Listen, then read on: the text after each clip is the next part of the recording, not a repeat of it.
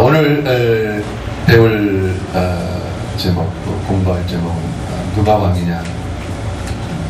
가인과 아벨을 중심으로 같이 말씀을 나누고자 합니다.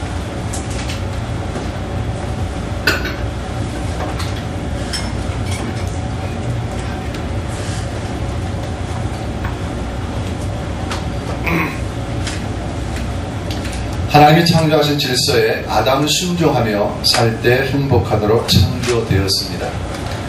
하나님이 사람으로 관계하시고 통치하시는데 사람은 하나님의 통치 방식에, 하나님의 다스리는 그 방식에 제가 순종하겠습니다 라고 그렇게 하면 됩니다. 이런 태도를 가지고 하나님과 관계하면서 생육하고 번성하며 땅을 정복하며 다스리며 살도록 하나님께서 사람을 그렇게 창조하셨습니다. 즉 인간은 하나님과의 관계 속에서 자율로서 순종하도록 창조되었습니다. 지난 시간에 배운 말씀드리죠. 하나님이 사람 안에 심어놓으신 영적인 법칙, 영적인 DNA는 자율로서 내가 너에게 심어준 그 자율적인 그것으로 순종하며 내게 살아라. 그 순종으로 나와 관계하며 나의 다스림을 받고 나를 즐거워하고 나를 기뻐하는 그렇게 살아라. 그것이 하나님께서 우리 사람 안에 심어놓으신 영적인 법칙이요 영적인 DNA였습니다. 이 창조의 원리에 순종하며 살아갈 때 생명을 얻는 것이고 진정한 행복을 얻는 것이 되는 것입니다. 이것으로서 인류 역사가 출발이 되었는데 이제 아담 이후로부터 시작되는 인류 역사는 누구를 왕으로 알고 살아가야 돼요? 하나님을 나의 왕으로 알고 그 왕 되신 하나님을 다스림을 받으며 그 하나님을 경배하며 그 하나님을 찬양하며 그 하나님이 주시는 그 말씀에 그대로 순종하며 살아가도록 그렇게 살아갔어야만 했습니다. 그것을 정확하게 잊지 말도록 규정해 주는 것이 뭐라고 그랬어요? 선악과. 그렇죠. 지난 어제 마지막 시간에 보면 선악과였어요. 선악과를 볼 적마다 너는 나를 내 다스림을 받아야 돼. 너는 내가 지었어. 내 통치를 받고 내 말을 듣고 내 인도를 받고 내 다스림을 받아야 돼 라고 늘 그 선악과를 볼 때마다 하나님을 기억하게 해 주도록 하나님께서 그렇게 만드셨습니다. 그런데 아담은 거기에 어떻게 반응을 합니까? 자율로서 불순종을 하게 되고 거부하게 됩니다. 하나님 왕이 되기를 거부합니다. 하나님 자신이 왕이 아님을 선악과를 따먹음으로써 즉 자율적인 불순종으로 선언함으로써 하나님과의 관계가 이제 깨지게 됩니다. 하나의 우스갯소리가 있습니다. 아담이 어느 민족이었을까? 사실 이 질문 자체가 참 우스운데 그때는 민족이라고 하는 그 개념도 형성이 되지 않았지만은 오늘 우리의 배경을 가지고 아담이 어느 민족일까라고 그렇게 한번 생각을 해본다면은 분명하진 않지만 선악과를 먹고 하나님의 명령을 어긴 것으로 봐서는 한국 사람은 분명히 아닐 것입니다.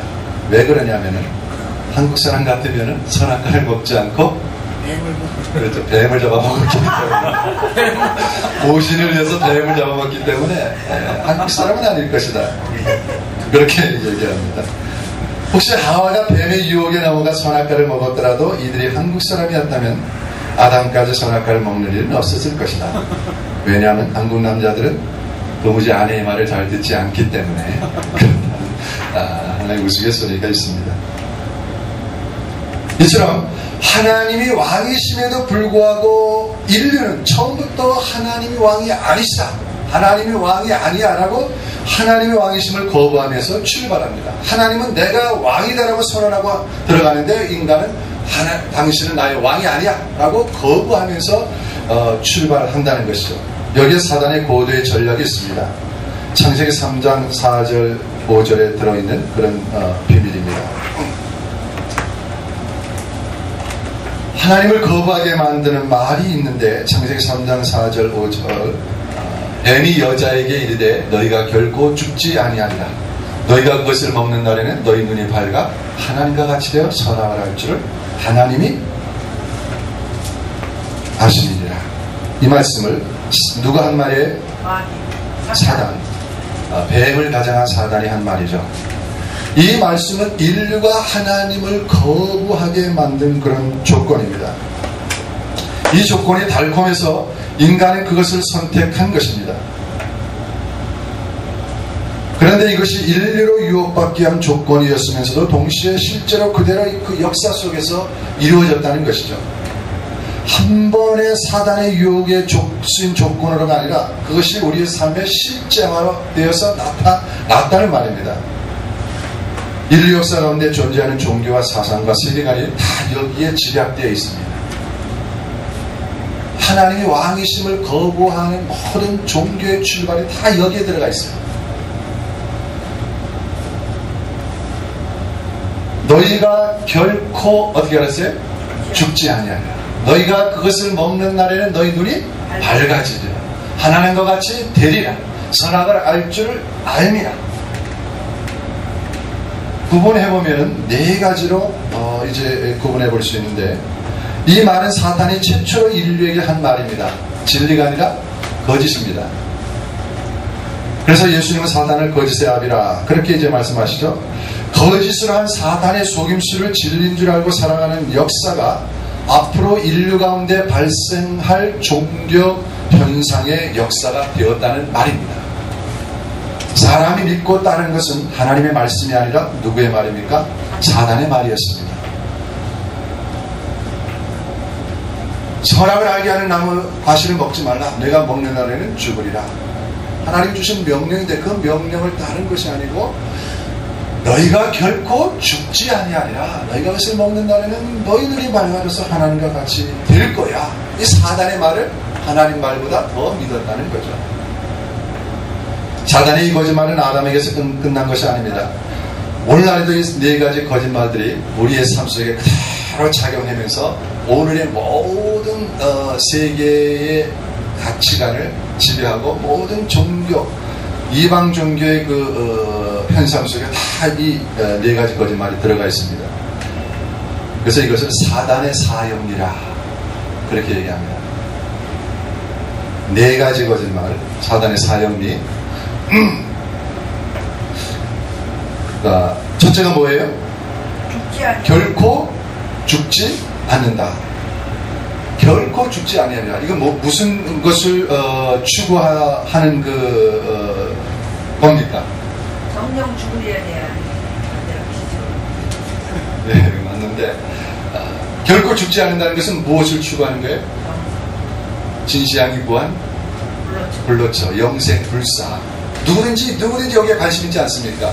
사실 우리 기독교도 여기에 연결이 되어 있잖아요. 영생이라고 하는, 영원히 산다라고 하는 영생의 문제하고 연결이 되어 있단 말이죠. 그러니까 인간이 죽지 않을 것이다. 영생, 불사의 종교가 다 여기에서 나온 거예요.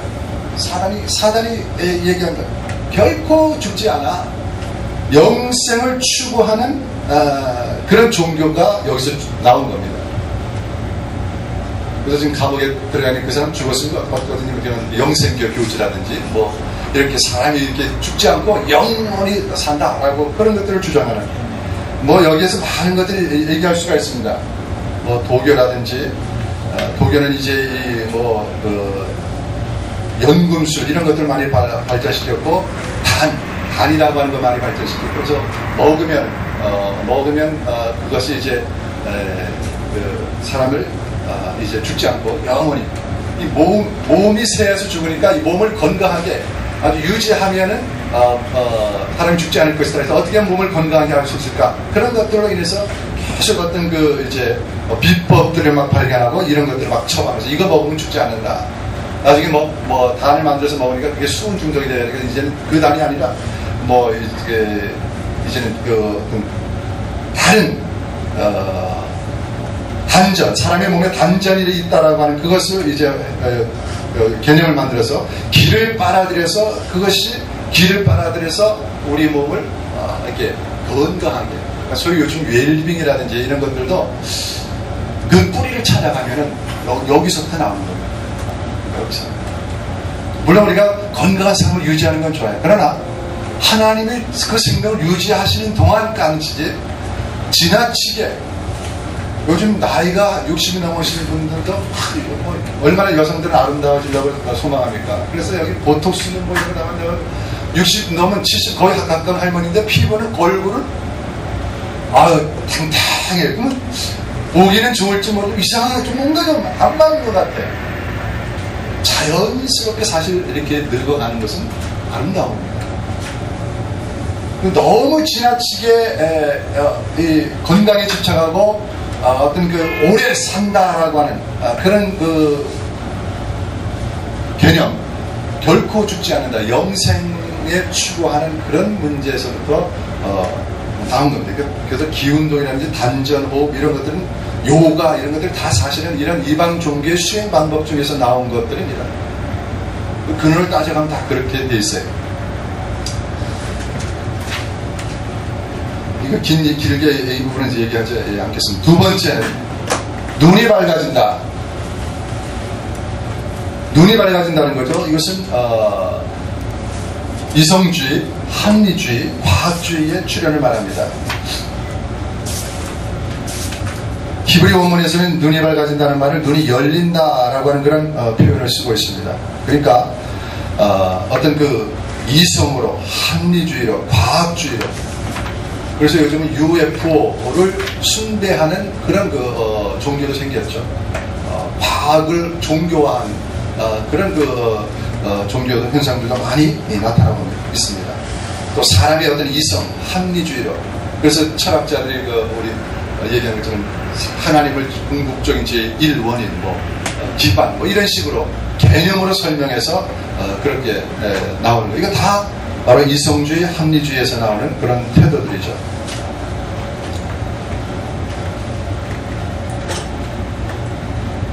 그 다음에 세 번째가 뭡니까? 하나님과 같이 된다라고 하는 말로 먼저 보면은 하나님과 같이 된다. 하나님 자리에 올라간다는 거죠. 이것은 범신론적 신비주의, 하빌주의 얘기하는 겁니다. 하나님의 어떤 그 자리에 올라간다는 거죠. 하나님과 같이 된다고 하는 것은 사단이 아주 가장 잘 사용하는 그런 전략 중에 하나인데, 신인 하빌,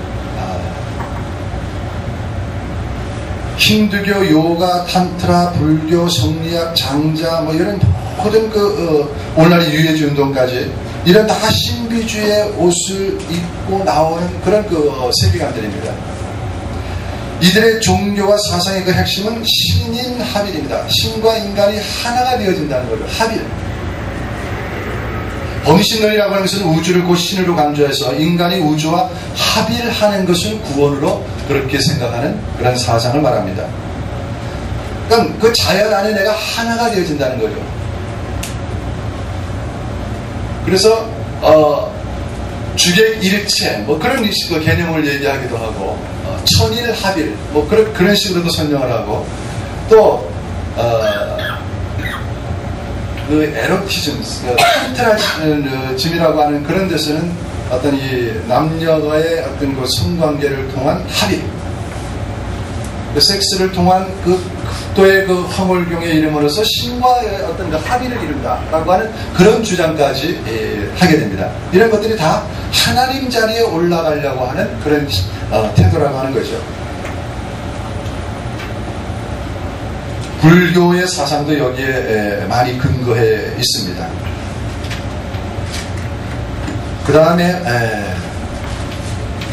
네 번째, 선악을 알게 된다. 도덕주의, 율법주의, 행위. 굉장히 이런 면에서도 강한 사람이 있죠. 율법적으로 나오는 도덕주의로. 원래 하나님만이 절대 선의 기준이 되는 거죠. 그런데 선악을 알게 된다는 사단의 말은 사람도 이제 그 기준을 갖게 될 것이라고 하는 그런 유혹의 말이라고 하는 거죠. 그런데 사람이 타락한 그 본성으로는 절대 이 기준을 상실해버리고 분별할 수 없게 된 거죠. 이런 교만과 자기의의 출발점이 이제 도덕주의, 율법주의, 행위로 구원하는가.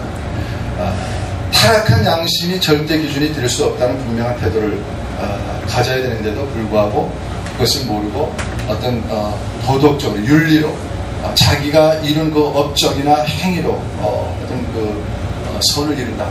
그래서 일반 사람들에게는 착하게 살면 되지 왜 착한 사람이 지옥 가느냐 그렇게들 많이 얘기하죠. 여기에 매여 있기 때문에 그런 것입니다. 교회 안 나가도 오히려 교회 나간 사람이 더 나쁜 사람 많더라. 그렇게 많이들 얘기하지 않습니까? 이 개념에 사로잡혀 있을 때 그런 말을 할 수 있는 거죠. 그러니까 사단의 이 네 가지의 전략, 결코 죽지 않는다, 눈이 밝아진다, 하나님과 같이 된다, 선악을 알게 된다.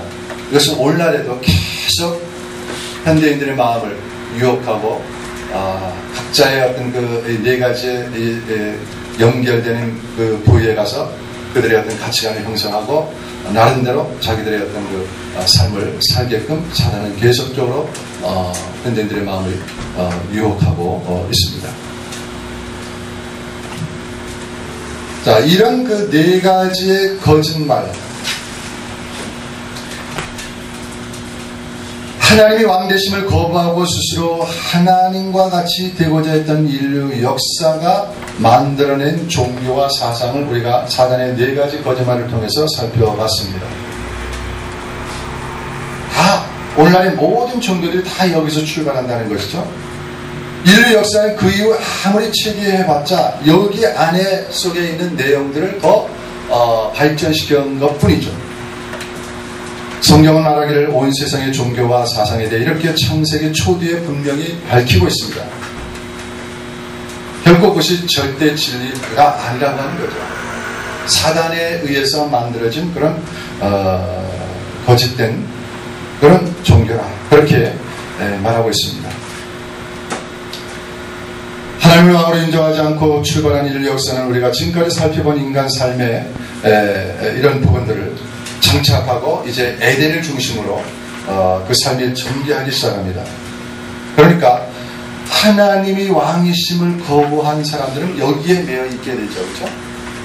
아담과 하와는 여기에 매인 그런 삶을 살게 된다. 그런 가치관을 가지고 이제 어떤 인류 역사가 출발이 되었다라고 하는 것입니다. 그래서 이제 하나님의 왕권을 거부하고 출발한 인류 일반 역사는 메소포타미아 문명이라고 하는 그 인류 최초의 문명을 이루면서 거기서 바알과 아세라라는 그런 그 우상 종교 그리고 풍요와 다산의 그런 종교들을 이제 만들어내고 그것들을 발전시켜 나아가는 것을 볼 수 있는데 하나님이 왕이심을 거부한 그 이후에 인류의 일반 역사의 관심은 그 이슈는 뭐냐면 그럼 누가 왕이냐? 하나님은 나의 왕이 아니면 그럼 누가 왕이냐라고 하는 그런 이슈를 가지고 이제 어떤 문화가 형성이 되어집니다. 그래서 이제 여러분 교재에 나오는 관점 공부로 들어가는 건데 관점 제1은 누가 왕이냐라고 하는 것입니다. 성경은 이 왕싸움 이야기입니다. 누가 왕이냐? 하나님이 나의 왕이냐?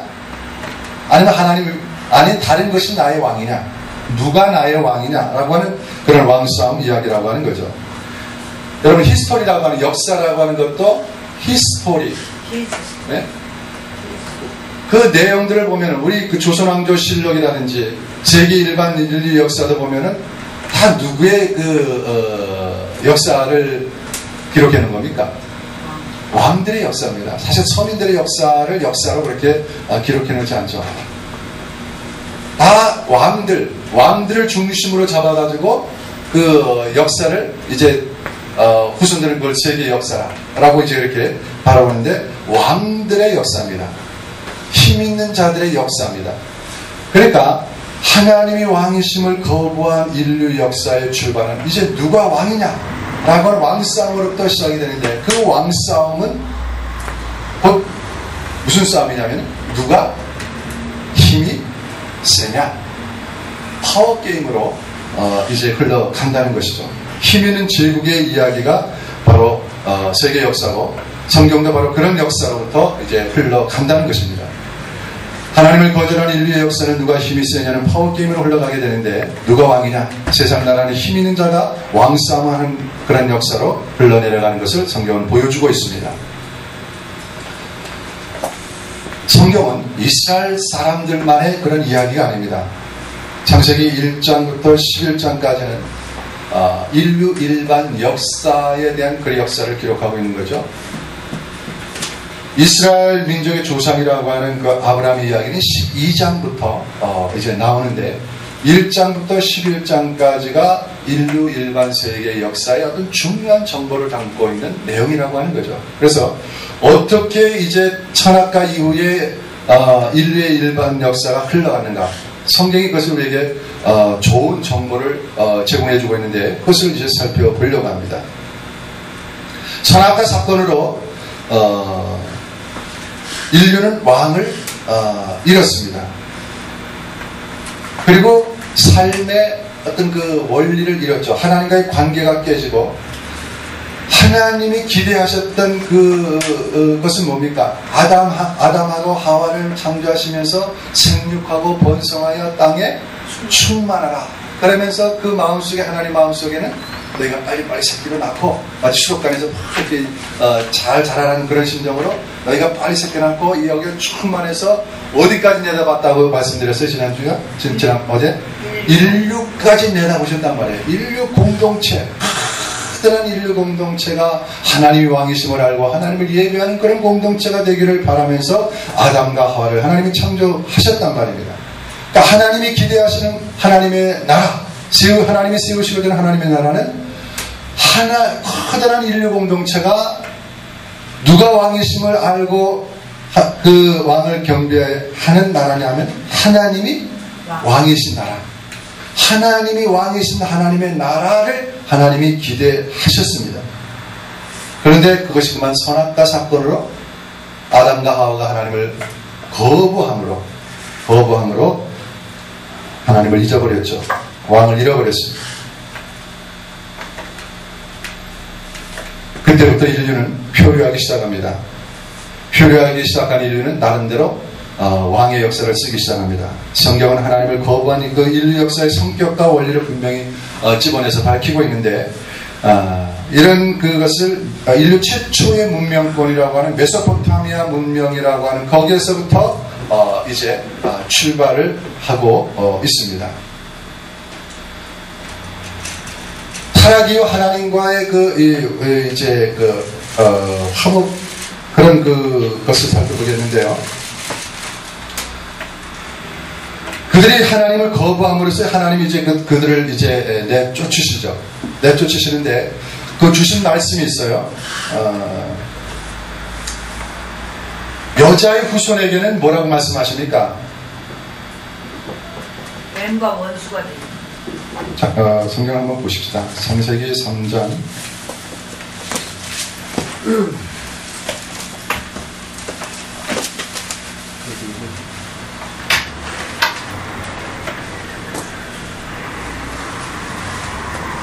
15절부터 내가 너로 여자의 원수가 되게 하고 너희 후손도 여자의 후손과 원수가 되게 하리니 여자의 후손은 내 머리를 상하게 할 것이요 너는 그의 발꿈치를 상하게 할 것이니라. 그렇게 말씀 나오죠. 거기 보면 여자의 후손이 사단의 머리를 상하게 할 것이라 그렇게 말씀 나오죠. 이 말은 뭡니까? 이제 앞으로 여자의 후손을 통해서 사단의 권세를 깨트리는 그런 후손이 나올 것이다 라고 그렇게 말씀하는 거예요. 사단의 머리를 깬다는 얘기는 죄의 권세를 깨트린다는 그런 의미가 되는 거죠. 그러면 여자의 후손을 통해서 사단의 권세가 깨어진다는 것은 곧 누가 온다는 것을 예언한 말입니까? 그리스도, 메시아, 그죠? 여자의 후손을 통해서 구원자가 임할 것이라고 하는 것을 하나님께서 이미 그 어떤 책망하는 그 메시지에 담아주셨어요. 쫓아내시면서 여자의 여자에게 내 후손이 그 사단의 머리를 상하게 할 것이라. 너는 그의 발꿈치를 상하게 하겠지만 그 후손은 그 내 머리를 깨뜨려 부술 것이다 라고 하는 그 말로 인해서 여자의 후손을 통해서 구원자가 올 것이라고 하는 것을 말씀해 주셨어요. 이것을 누가 이해했겠어요? 아담이 이해했습니다.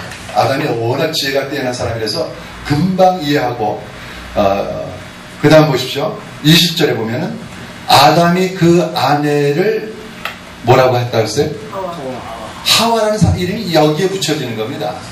알 때 하와가 아니라 창조될 때 하와가 창조될 때는 여자고 하와라는 이름이 붙여지는 그 시점이 이 시점입니다. 아담이 그 아내를 하와라 이름하였으니 그는 모든 산자의 어미가 됨이라. 하와라는 이름의 뜻은 생명이라는 뜻입니다. 그러니까 아담이 여자의 후손을 통해서 하나님이 저렇게 사단의 권세를 깨뜨린다고 했으니까 이 여자의 후손을 통해서 구원자가 오실 것이구나. 그런 어떤 하나님의 구원 방법을 아담이 이해했다는 거죠. 그래서 그 여자의 이름을 하와라. 모든 산자의 어미가 될 것이라. 생명이라. 그렇게 붙여준 거죠.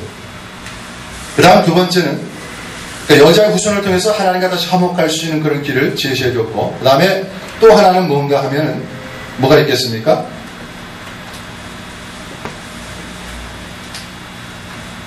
가죽옷을 입힌 것입니다. 가죽옷을 입혔다는 얘기는 뭐예요? 어느 한 동물을 희생했다는 거죠. 그래서 이제 최초의 그 어떤 피해 제사, 동물 제사 방법이라 그렇게 얘기하는데 하나님께 나아가는 제사법을 가죽옷을 입히는 그 사건을 통해서 계시해 주신 거죠. 많은 이방 종교들 중에서 동물 제사의 방법이 있는데 그것이 어떻게 시작이 되었는지 그 이유를 밝히질 못해요. 그런데 성경이 유일하게 그 근거를 제시하고 있어요. 하나님 앞에 너희가 다시금 나올 수 있는 방법은 바로 이 희생 제사를 통해서 하나님께 나오는 것이다 라고 하는 거죠. 누가 이 방법을 따라 하나님을 예배했습니까? 아벨이죠. 아벨이 이 방법을 따라 하나님과 관계하며 하나님과 예배를 했어요. 가인은 하나님이 제시해 주신 교육해주신 알려주신 그 방법을 따르지 않았습니다. 피 흘리는 희생제들을 통해서 하나님과 관계하는 것입니다. 타락한 이후에 인간이 하나님과 관계하는 하나님과 어떤 그 관계하는 그 방식은 피의 제사를 통해서 하나님께 나아간다는 것이죠. 구약이나 신약이나 똑같습니다. 예수님이 단번에 희생 제물이 되셔서 하나님께 나아갈 수 있는 길을 열어 놓아주셨으므로 우리가 담대하게 그 제사를 통해서 보혈의 피를 의지해서 하나님께로 나아가는 것이죠. 이게 타락한 이후에 그들을 내쫓을 때 이미 다시금 하나님과 관계할 수 있는 그런 길을 이렇게 제시해 주셨어요. 다시금 타락하는 인간이 하나님과 화목하며 관계할 수 있는 방법을 그들에게 말씀해 주셨다는 거죠. 그래서 아담과 하와는 타락한 이후에는 이 방법으로 하나님과 관계하며 하나님을 예배하며 부분적으로 하나님을 예배하며 그렇게 삶을 살았다고 하는 것을 알 수 있습니다. 여러분 아담의 자녀가 몇 명이죠? 예? 여러 명. 아주 정답입니다. 여러 명. 우리가 알고 있는 아담의 자녀들 한번 얘기해 보십시오. 가인과 아벨. 가인이 첫째고 아벨이 둘째고 우리 지금 얘기하면 가인이 장남이고 아벨이 차남이고 맞습니까?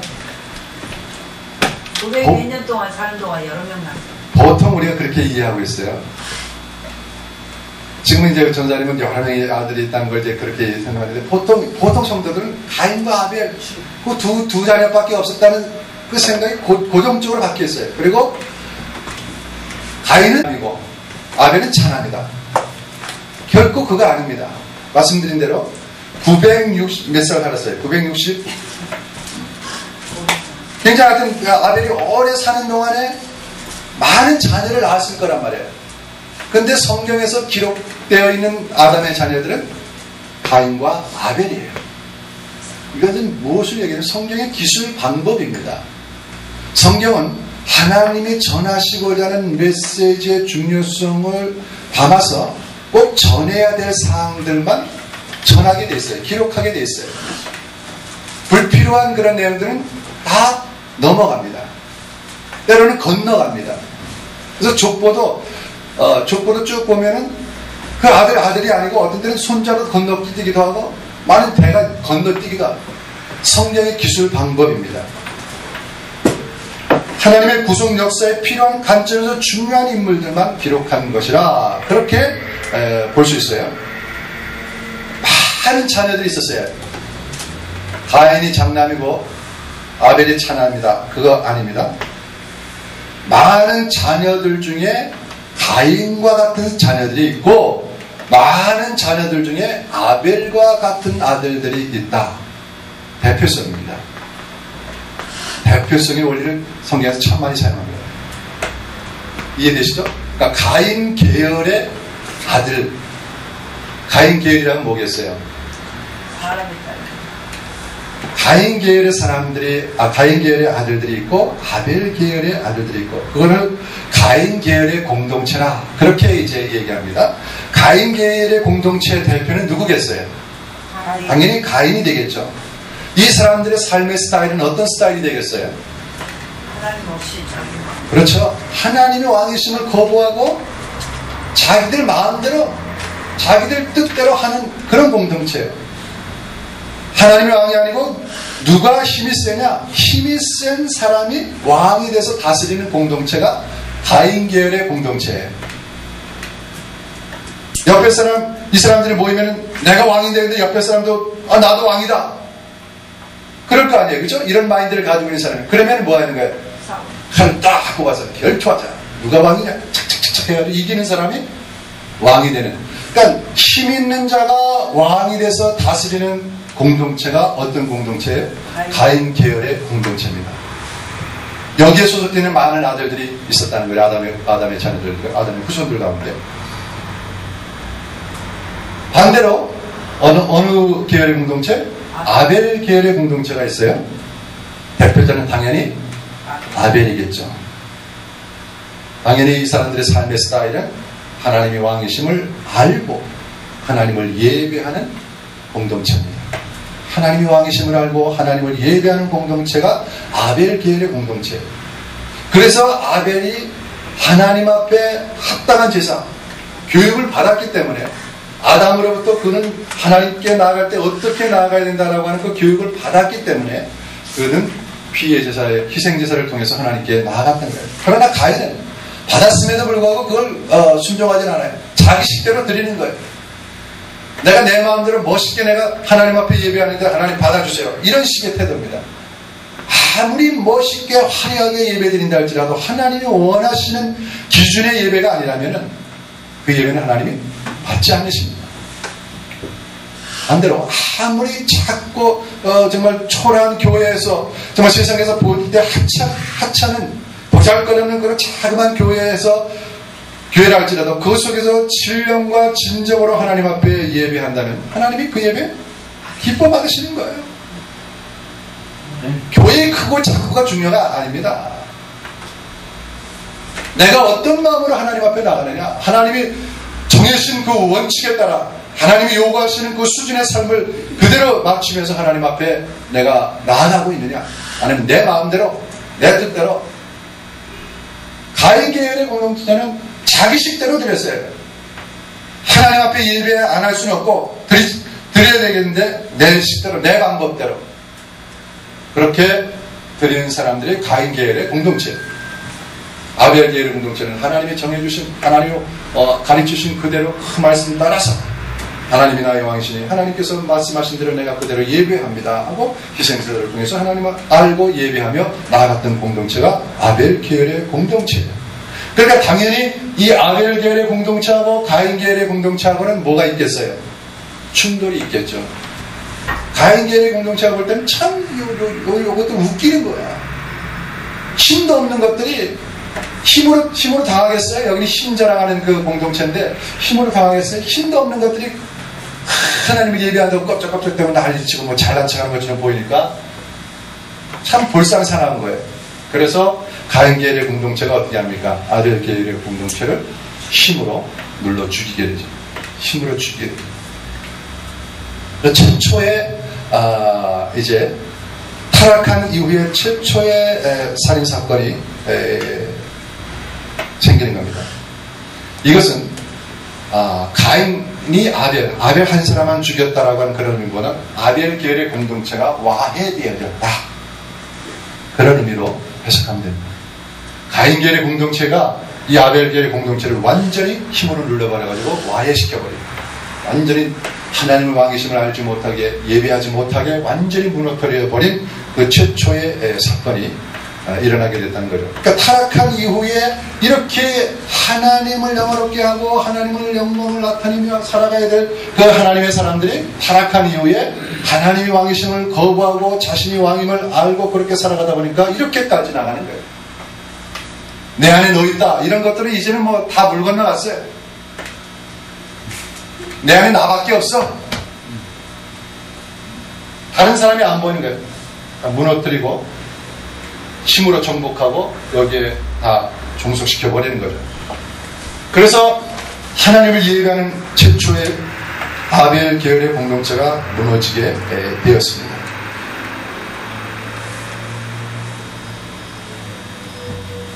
인간관계는 사랑으로만 해야 되는데 하나님을 떠난 인간을 힘으로 관계하는 사이가 되어버렸다고 하는 하나의 증거를 보여주는 사건입니다.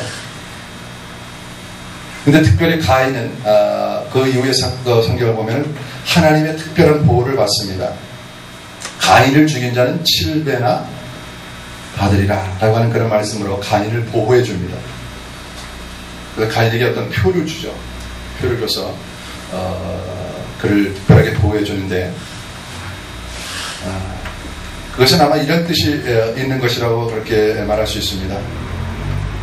폭력을 폭력으로 대응하는 사태를 막으시려고 하시는 어떤 초기 공동체를 질서 있게 유지하시려고 하시는 하나님의 특별한 배려라고 그렇게 생각을 합니다. 가인은 살인한 이후에 이제 막 유리하는 자가 되어서 이제 막 떠들게 다니게 되죠. 그러면서 어디에 머물게 되냐면은 에덴 동편의 롯 땅이라고 하는 곳에 거하게 됩니다. 가인 공동체의 문화는 이 가인 계열의 공동체 사람들이 어디에 와서 거냐면은 이게 무슨 땅이라고 했어요? 티그리스 강, 유프라데스 강, 거기가 에덴이고, 그 다음에 이 에덴의 동쪽이라고 하는 롯 땅으로 가인 계열의 사람들이 와서 머물게 됩니다. 그래서 영화 에덴의 동쪽 이런 것들은 이 죄의 도성, 하나님의 왕이심을 거부한 사람들이 떠나간 곳이라, 이제 그런 어떤 영적인 의미가 있는 거죠. 시날 땅이라고 하는 이 롯 땅, 이곳에 정착해서 이곳이 최초 메소포타미아 문명이, 인류 최초의 문명이라고 하는 메소포타미아 문명이 이제 발생하는 그런 곳입니다. 에덴 동편의 그 롯 땅이라고 하는 곳에 거해서 성을 쌓고 도시를 이루게 됩니다. 거기서 가인 계열의 공동체가 이제 번성을 하게 되죠. 이 티그리스 강 이 주변에는 굉장히 비옥한 곳입니다. 강 주변이 사실 다 비옥한 곳이죠. 그래서 여기를 이 지역을 비옥한 초생딸 지역이라 그렇게 설명을 하죠. 비옥한 땅입니다. 내가 사람들이, 문명들이 발생하는 지역들이 어느 주변입니까? 강 주변이죠. 그만큼 거기에 사람들이 살기 좋기 때문에 거기서 문명이 발생해 나가는 겁니다. 메소포타미아라고 하는 말은 두 강 사이라고 하는 그런 뜻이 있습니다. 그래서 이 티그리스 강과 유프라데스 강 사이에서 발생한 문명이라 그런 뜻을 가지고 있는 것이죠. 여러분 성경 창세기 4장 보십시오. 4장 16절부터 24절까지 보면은 가인이 여호와 앞을 떠나 나가 에덴 동편 롯 땅에 거하였더니, 지금 롯 땅에 거한 겁니다. 아내와 동침하니 그가 잉태하여 에녹을 낳은지라. 가인이 성을 쌓고 그 아들의 이름을 이름하여 에녹이라 했더라. 그 뒤에 나오는 에녹과 다른 에녹입니다. 여기는. 근데 여기 보면 가인이 뭘 했다 그랬어요? 성을 쌓았다. 성을 쌓았다는 얘기는 그만큼 성을 쌓을 정도로 어떤 그 문명을 이루고 도시를 이루었다라고 하는 것을 말하는 거예요. 도시를 이루며 여기서 이제 살게 됩니다. 그러면서 나오는 이제 여러 일들이 나오는데, 이것은 가인의 족보입니다. 가인의 후손들의 족보예요. 그러니까 가인 계열의 공동체 사람들의 족보입니다. 이게.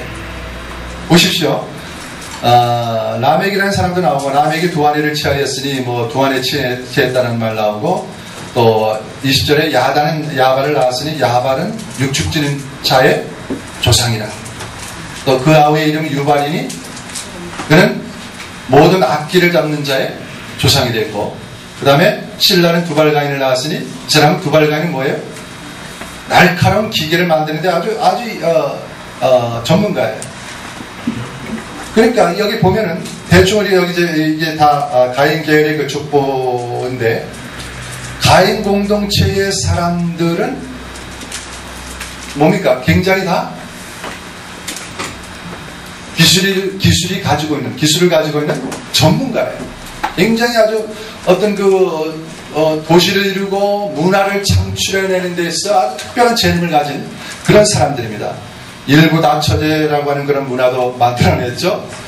목축업이라든지 또 음악, 공업 뭐 이런 문화들이 다 이 가인 계열의 사람들에게서 이제 나왔습니다.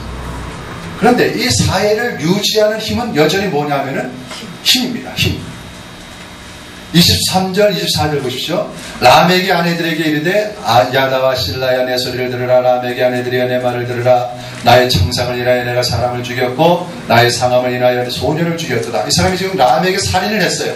말 안 듣는 놈을 막 죽여버렸어요. 자기 눈에 거실다고 막 죽여버렸어요. 그런데 가인을 위하여서는 벌이 몇 배라고 그랬어요? 7배인데 자기 라멕을 위해서는 벌이 몇 배? 77배나 내가 줄 거야.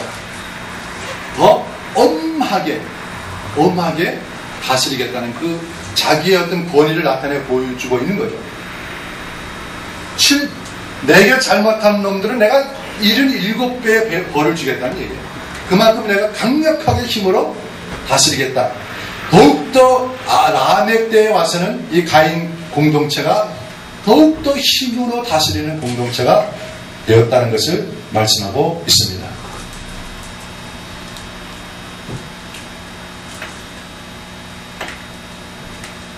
그러니까 가인 공동체의 그 사회 유지 원리는 뭐예요? 힘입니다.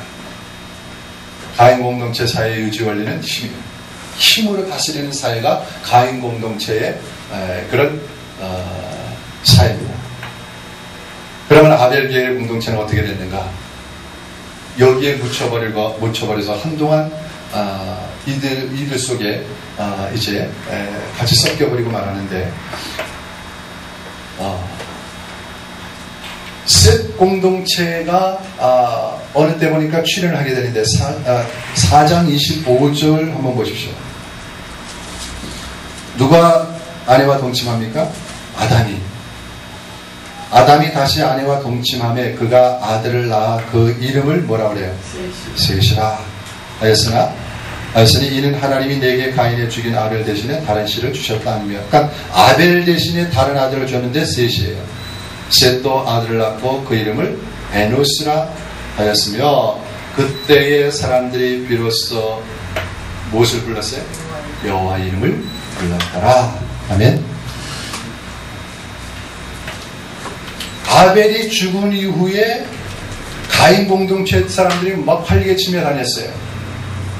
그럴 때 하나님이 그 아벨 대신에 누구를 줬다는 거예요? 셋을 줬다는 거예요.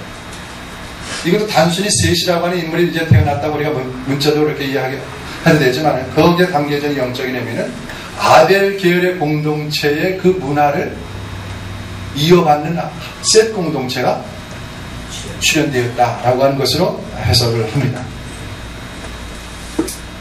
그 셋 공동체의 셋을 얻었는데, 그 셋도 아들을 낳고 이름을 뭐라 그랬어요?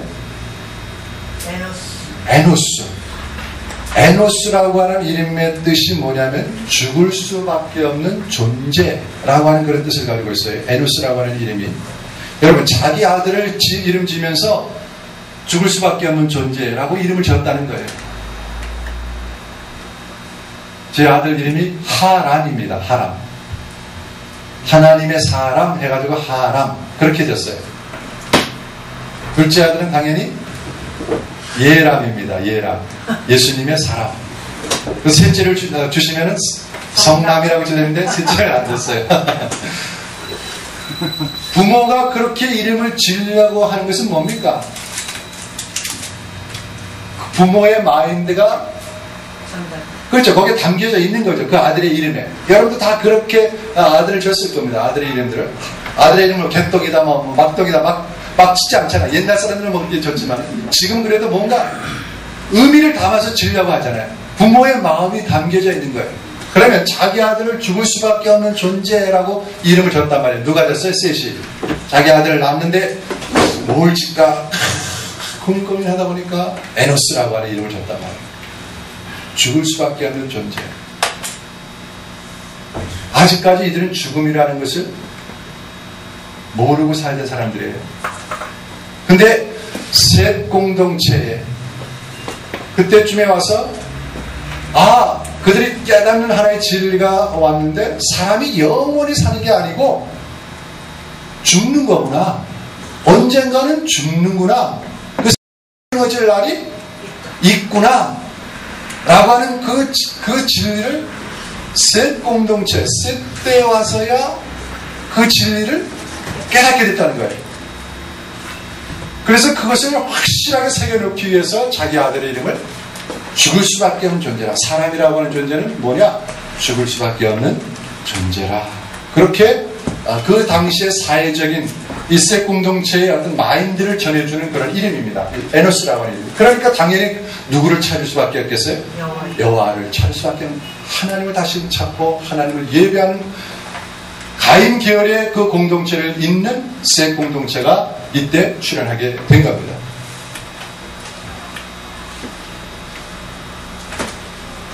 하나님의 이름을 부르게 되죠. 셋 공동체의 족보가 나오는데 6장에 보면은 5장에 보면은 아담 자손의 계보가 이러하니라 하면서 나오죠. 하나님이 이 사람을 창조하실 때 하나님의 형상대로 지으시되 라고 하는 그런 말로 이제 나옵니다. 이게 아담의 족보인데 아까 4장에서 본 족보는 가인의 족보고 5장에 나오는 족보는 셋 공동체의 족보입니다. 성경에서 족보용법을 좀 알아야 됩니다. 족보는 반드시 누구를 끄집어내기 위해서 족보를 사용해요. 족보를 막 기술하면 그 족보 끝에 가서 나오는 사람이 있어요. 꼭 그 사람을 끄집어내기 위해서 족보라고 하는 형식을 사용합니다. 그런 부분에 있어서 굉장히 암호고, 또 족보 자체가 어떤 족보의 사람들의 성격을 설명해 줄 때 족보라고 하는 것을 일괄 묶어가지고 그렇게 성경이 기술합니다. 성경의 족보, 계보, 대계, 또 마태복음 예수 그리스도의 세계라는 말은 세상이라는 그런 말이에요. 족보라는 말이에요. 마태복음에 나오는 거 그런 말로 표현하고 있는데, 족보는 역사적 사실임을 선언하고 있는 그런 것입니다. 5장의 족보, 창세기 1장부터 4장까지의 모든 이야기를 족보로 담아서 이제 기록을 하는데, 창세기 때부터 기록되어지는 그런 내용들을 쭉 이제 기록을 하죠. 남자 여자를 창조하셨고, 그러니까 5장의 이 내용은 사실 이제 또 새롭게 어떤 하나님이 아담에게 가르쳐 주신 모든 창조 원리들, 이런 것들을 아담이 자기 나름대로 어떤 교환 작성한 거예요.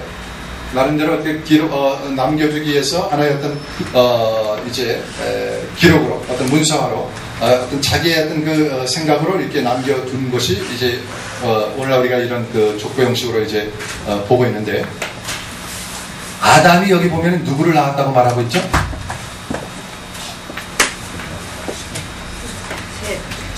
3절에 아담이 130세에 자기 모양 곧 자기 형상과 같은 아들을 낳아 이름을 셋이라 하였고, 아담이 셋을 낳은 후에 800년을 지나며 자녀를 낳았으며 그가 930세를 향수하고 죽었더라. 이제는 죽었더라 계속 이제 나옵니다. 죽을 수밖에 없는 존재라고 하는 것을 깨닫고 나서는 이제 죽었다라는 얘기 이제 여기서 나오게 되는데, 아담이 아벨을 낳았다고 얘기하지 않고 아담이 가인을 낳았다고 얘기하지 않고 있음을 여러분 주목하십시오. 아담이 누구를 낳았다고 말하고 있어요? 셋을 낳았다. 아담이 셋을 낳았다. 성경의 정신은 아담이 누구를 낳았다? 셋을 낳았다는 거예요. 셋. 세 명이 아니라 셋. 이 셋이야말로 아담의 진정한 뭐라는 거예요? 후손이라고 하는 거예요. 아담의 진정한 후손은 누구냐? 가인도 아니고, 아벨이 죽었으니까 아벨도 아니고 셋이라고 하는 거예요. 그러니까 아담은 셋을 낳았다. 그렇게 선언하고 있는 거예요. 이 족보는 하나님을 왕으로 인정하는 하나님의 사람들의 족보입니다. 아까 가인 4장에 나오는 그 족보는 가인계의 족보고, 5장은 이 셋 공동체의 족보인데, 아담이 셋을 낳고 셋은 에노스를 낳고, 그런데 쭉 이제 나오죠. 제가 여기 정리를 해놨는데, 아담은 셋을 낳고 셋은 에노스를 낳고, 에노스는 게난을 낳고, 게난은 마할랄레를 낳고, 마할랄레는 야렛을 낳고, 그 다음에 에노, 무드셀라, 람의 노아까지. 여기 족보의 끝을 가리키는 사람이 누구예요? 노아입니다. 그러니까 노아가 32절에 나오는데 500세 된 후에 셈과 함과 야벳을 낳았더라. 30절에 람에게 노아를 낳은 후에 이렇게 나오죠. 노아가 나오는데, 그러니까 거꾸로 얘기하면 노아는 누구의 후손이라고 하는 거예요? 셋의 우선. 그렇죠. 셋의 후손. 더 나아가서는 아담의 후손이지만 가인의 후손이 아니에요. 이제 가인이라고 얘기하지 말고 가인 공동체의 사람이 아닙니다. 노아는 어느 공동체? 셋 공동체의 사람이에요. 그 족보를 따지면 노아는 셋 공동체 사람이에요. 그 정치도 보면 어느 라인에 속했느냐, 그거 굉장히 중요시 따르잖아요.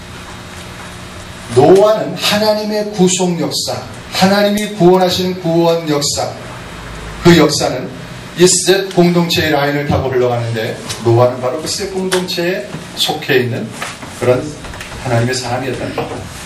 결코 가인 공동체의 계열의 사람을 타고 하나님의 구원의 역사가 흘러가지 않습니다. 셋 공동체의 사람들을 통해서 하나님의 구원의 역사가 흘러가요.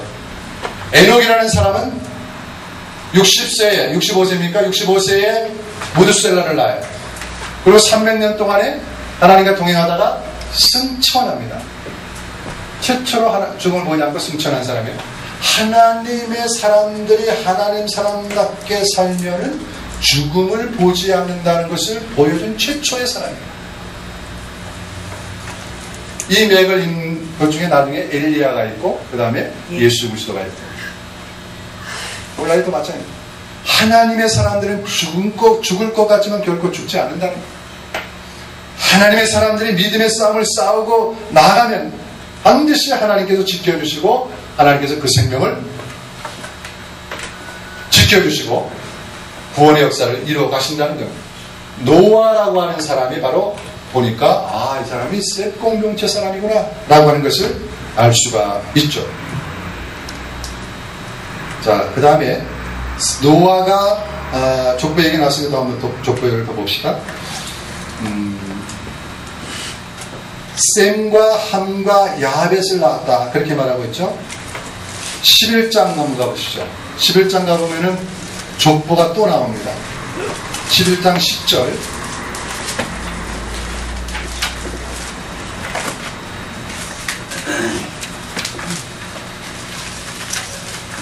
셈의 후예는, 그러니까 셈은 누구 자손이에요? 노아 자손이죠. 노아 아들이죠. 노아 아들 중에 셈과 함과 야벳이 있는데, 셈의 후손을 말하는 거예요. 셈의 후손을 쭉 하면서 쭉 족보가 나오는데, 족보 맨 끝에 누가 나와요? 아브라함. 그렇죠. 아브라함. 할렐루야.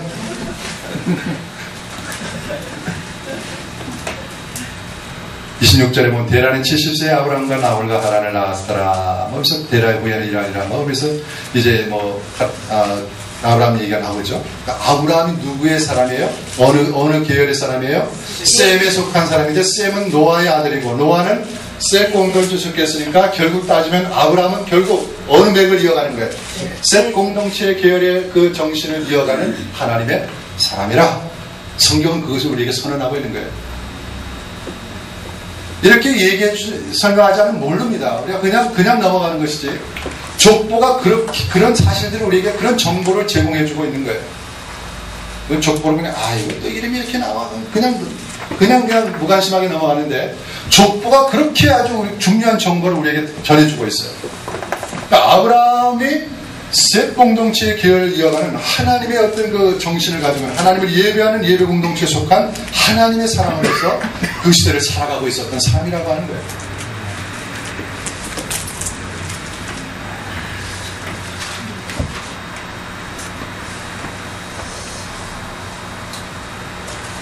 참 여기 할 말씀이 많은데 이게 시간이 많지 않습니다. 자, 그러면 여기 생각해 보시죠. 하나님을 거부한 사람들 전체, 즉 가인 계열의 공동체 사람들 판을 치는 그런 세상 속인데, 그래서 모든 사람들이 다 하나님을 대적하며 하나님을 거부하고 하나님을 대적하는 그런 사람으로 있어야 되는데, 그런 사회 속에서도 이상하게도 하나님의 쪽에 남아있는 사람들이 있습니다. 이것을 가리켜 뭐라고 하냐면 하나님의 은혜라. 그 사회가 타락해가지고 다 만하는 것 같은데 이상하게도 거기에 하나님을 섬기는 한두 사람들이 남아있어요. 그걸 이사야서의 사상을 얘기하면 남은 자입니다. 거룩한 그릇턱이고 엘리야 시대에 바알에게 무릎 꿇지 않은 7,000명의 남은 자, 이런 사람들을 통해서 하나님이 몇 년이 구원의 역사를 이뤄가는 거예요. 노아 시대도 그렇지 않습니까? 다 그랬는데 남은 자, 노아가 있단 말이에요. 셋 때도 가인 계열의 공동체 사람들 다 판을 치는데 이 셋이라고 하는 사람이 그래도 진리를 깨닫고 하나님을 깨닫고 인식하면서 우리가 이렇게 살면 안 되지. 우리 다 죽을 수밖에 없는 존재인데 하나님을 예배하고 하나님을 살아야지. 중심으로 살아야지. 하나님이 나의 왕이심을 알고 그분의 말씀을 따르며 다 살아야지. 라고 그렇게 남아있는 그래서 구원의 역사를 이어가는 하나님의 사람들이 있다는 거예요. 하나님의 은혜, 이건 하나님의 은혜로밖에 설명이 안 되는 거예요. 구약이나 신약이나 대동합니다. 우리가 하나님의 은혜로 구원하는 것이죠. 여러분이 정말 주의 종이 되고 이렇게 사역을 한다는 거 내가 잘났습니까? 아니요. 하나님의 은혜로 세움을 받은 거죠. 돌아보면 다 하나님의 은혜. 하나님의 은혜. 하나님의 은혜가 아니면 결코 이 하나님 나라는 채워갈 수가 없습니다. 4장과 5장을 걸쳐서 이런 두 문화가 등장하는 것을 성경은 우리에게 보여주고 있습니다. 어떤 문화냐? 가인 계열의 세상 문화가 있고 셋 공동체 하나님 문화가 있다는 것이죠. 가인 계열은 세상 나라고 셋 계열은 하나님의 나라입니다. 가인 계열은 힘으로 다스리는 그런 사회입니다. 하나님이 왕이심을 거부하고 내가 왕이다라고 자기의 힘으로 다스리는 그런 사회.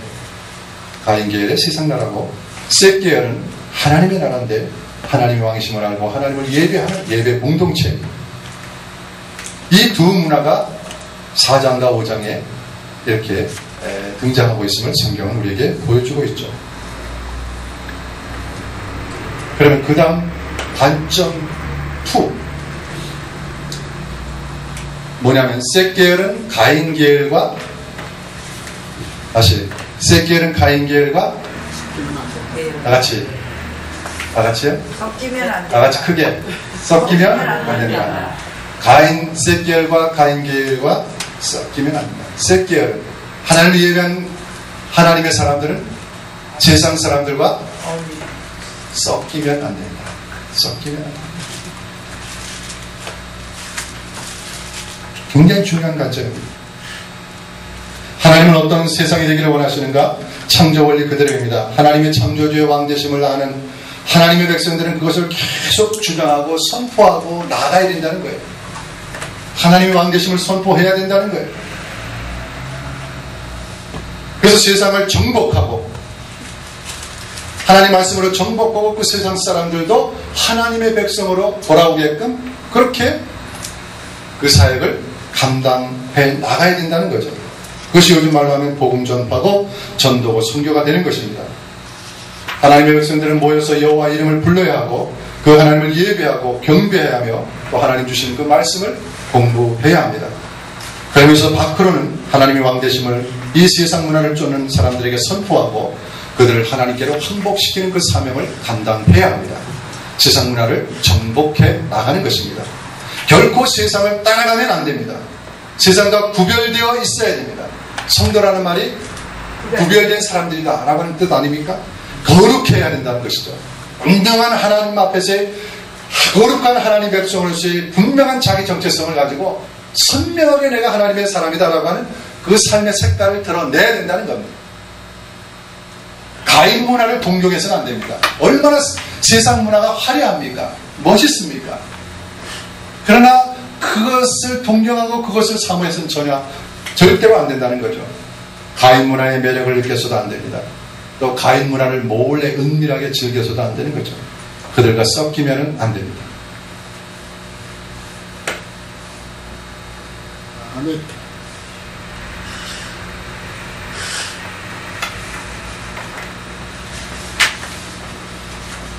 원래 섞여있는 사람들이 너무나 많아요. 교회 안에서 섞여있는 사람들이 얼마나 많은지 몰라요. 섞인 가치관을 가지고 판단하고 정죄하고 싸우고 그래서 교회가 분열되어지고 서로 교인들 간에 상처를 주고 싸우고 이게 다 섞여있기 때문에 세상의 가치관을 가지고 교회 안에서도 그렇게 그 가치관으로 그렇게 교회를 세우려고 하니까 문제가 생깁니다.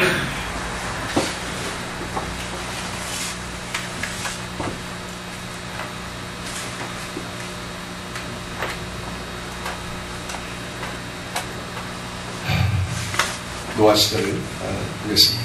노아 시대.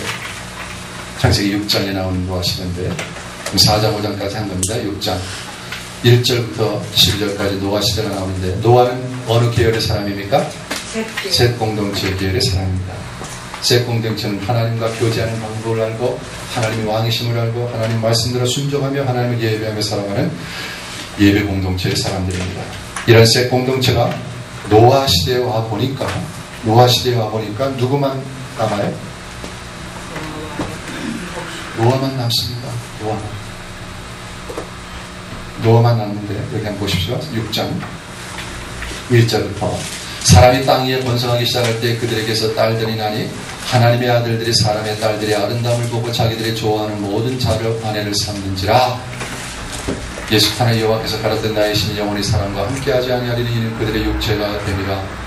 그러나 그들의 남은 120년이 되리라 하시니라. 당시에 땅에 네피림이 있었고 그 위에도 하나님의 아들들이 사람의 딸들을 취하여 자식을 낳았으니 그들이 용사라 고대 유명한 사람이 되었더라. 뭐 이렇게 표시되어 있고 그런데 욥기가 어디 시대에 들어가죠?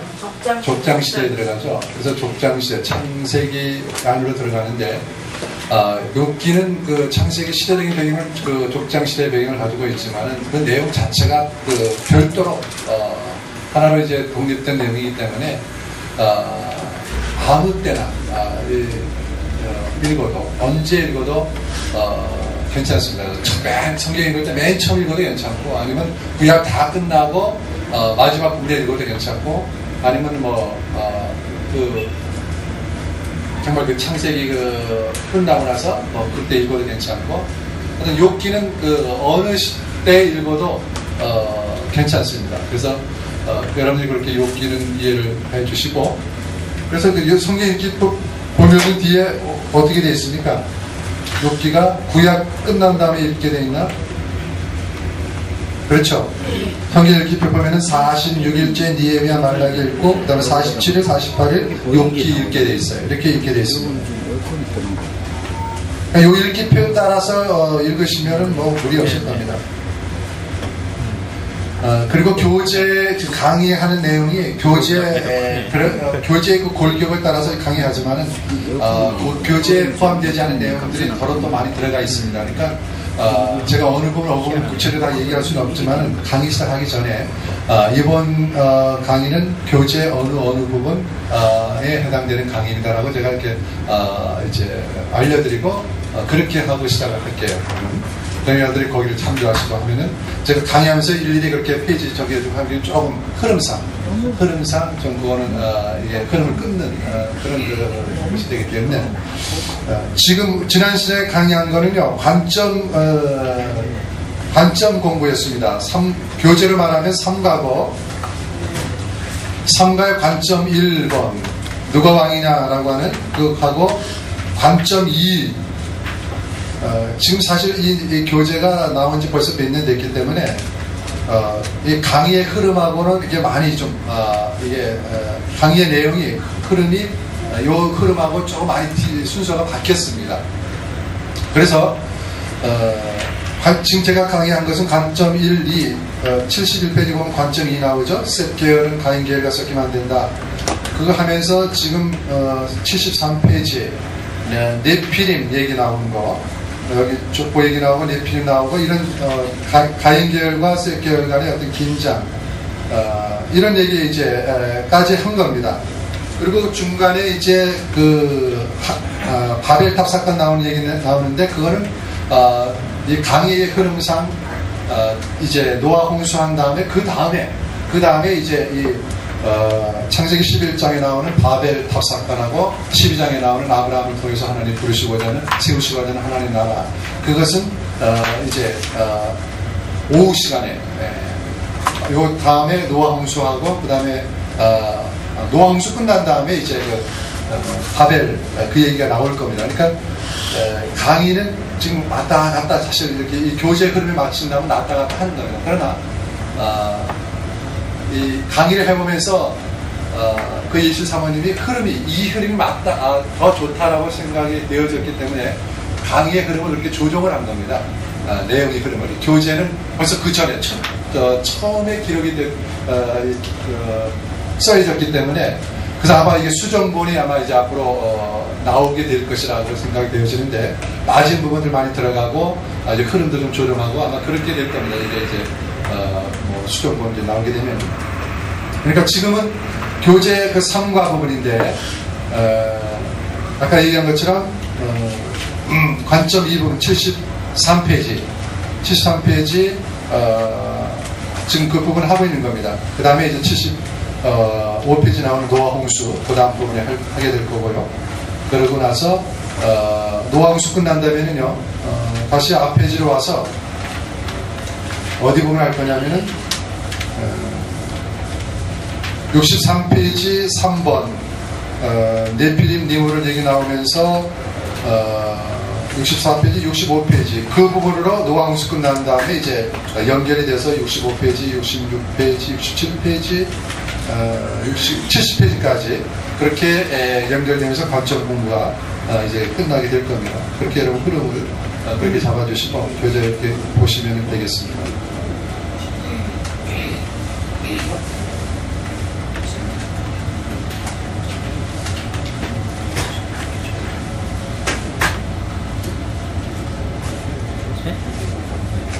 다 들어오셨죠? 그럼 다시 감독님 사인 주세요. Q&A. 지금 녹화 중입니다. 아, 그래요? 이건 안 녹화 안 해도 되는데.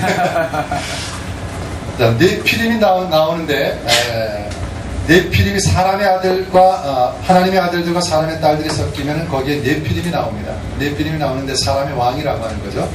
영어로 보면 네피림을 자이언트라고 번역을 했어요. 용사람, 거대한 사람이라고 하는 거죠. 힘 있는 사람이라고 하는 거예요. 용사. 이 사람이 가인 계열의 왕이 될 수밖에 없죠. 근데 그 가인 계열의 왕, 네피림이 다스린 사회의 특징은 뭐냐면 죄악된 세상, 타락한 사회라는 거예요. 하나님을 모르고 죄악이 난무하고 타락한 사회의 특징을 가지고 있다는 것입니다. 이 네피림은 정착 문화 속에서 조직된 사회 속에서 사람이 왕이 된 최초의 모델이 된 사람이에요. 노아 시대의 힘으로 다스리는 왕 같은 자가 네피림입니다. 성경에 이 네피림이 다스린 사회의 특징이 5절, 6절에 잘 나와 있죠. 여호와께서 사람의 죄악이 세상의 관영함과 그 마음의 생각의 모든 계획이 항상 악할 뿐임을 보시고 땅 위에 사람 지으셨음을 한탄하사 마음에 근심하시고, 죄악이 관영한 사회가 되어서 하나님 마음에 스스로 생각하기에도 어떻게 할 정도로? 사람 지으셨음을 한탄하사. 그렇죠. 한탄할 정도로. 어떤 경우는 후회할 정도로. 내가 왜 사람을 지었을까? 하나님의 생각을, 거기 후회라는 마음은 사실 없지만 그 마음을 표현하기 위해서 그렇게 인간의 언어로 설명한 거죠. 그렇게 왜 하나님이 한탄하시냐? 하나님이 기대하시던 그 사회가 이렇게 죄악된 사회, 타락한 사회로 와해되어 버렸기 때문에 하나님이 그 사회를 보시면서 한탄하시는 거예요. 내가 기대하는 삶이 저게 아닌데, 나가 왕인 줄 알고 나를 예비하고 나를 즐거워하고 나를 노래하고 나를 찬양하며 나와 그렇게 관계하며 살아가기를 원하는 그런 하나님의 나라를 하나님 세우기를 원하셨는데, 노아 시대에 와보니까 이렇게 타락한 사회가 되어버렸다는 거예요. 그리고 하나님을 예배하는 예배 공동체의 사람은 누구만 남아있어요? 노아만 남아있는 거예요. 이렇게 셋 공동체, 하나님을 예배하는 예배 공동체가 그 정체성을 잃어버리고 세상 문화에 섞여버리고 세상 사람들 가까이하고 그들과 함께 하나로 되어질 때, 하나님은 그때 어떻게 그 사회에 대해서 반응하시냐면은, 이 섞인 사회에 대한 하나님의 반응은 뭐냐면은 심판입니다. 셋 공동체가 섞이지 말아야 될 이유가 뭐냐면, 섞여버리면 하나님의 심판이 임하기 때문에 그런 거예요.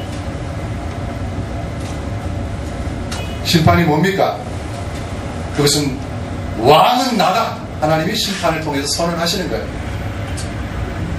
하나님 나라의 공동체가 그 정체성을 잃어버리고 와야 될 때, 그때 나타나셔서 하나님이 나의 왕은 나다 라고 선포하시는 그 행위가 심판이라고 하는 것으로 나타나는 겁니다. 그래서 앞으로 성경의 역사가 흘러가면서 때를 따라 이런 심판이 나타나는데, 그것은 하나님이 진정한 왕으로서 판단하시는 행동입니다.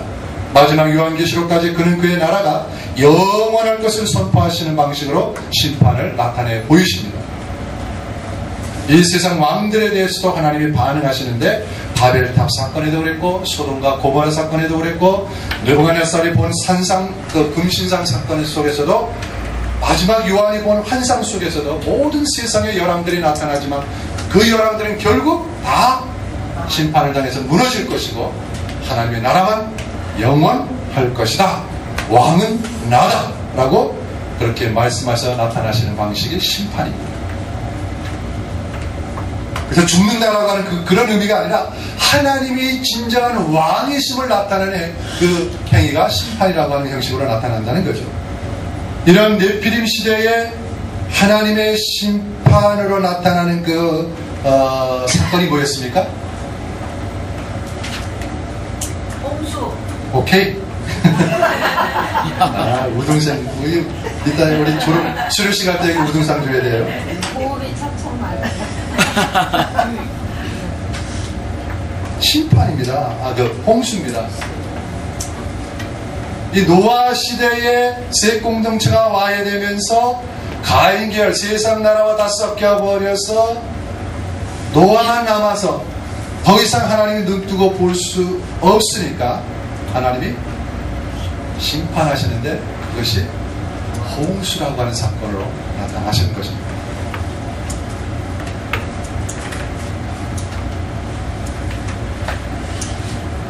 왜 이렇게 자꾸 수족관 얘기하는데, 거기 이렇게 물고기를 키울 때 좀 세월이 지나가면은 어떻게 됩니까? 더러워지죠. 뭐 똥도 싸고 막 그러니까 더러워지는데, 거기에 이제 그 산소하고 그 물을 정화하는 그 필터 같은 걸 달아놓지 않습니까? 그 필터가 잘 역할을 하면 그래도 굉장히 오래 가죠. 근데 그 필터가 좀 고장이 나고 좀 뭔가 좀 제대로 작동이 안 되면 미끼가 막히고 막 그렇죠. 그런데 언제 그 수족관 청소합니까? 조금 이끼 꼈다고 청소합니까? 두고 보다가 정도로 그렇죠. 눈 뜨고 볼 수 없을 정도 되었을 때에 날 잡아서, 그죠? 날 잡아야 돼요, 그죠? 날 잡아서 드러내는 겁니다. 다 그냥 드러내서 다 그 섹션. 날 잡은 날에 하나님. 날 잡은 날. 두고 눈 뜨고 보고 흥탈하면서 하나님이 날 잡으신 날이 홍수 사건. 홍수 사건.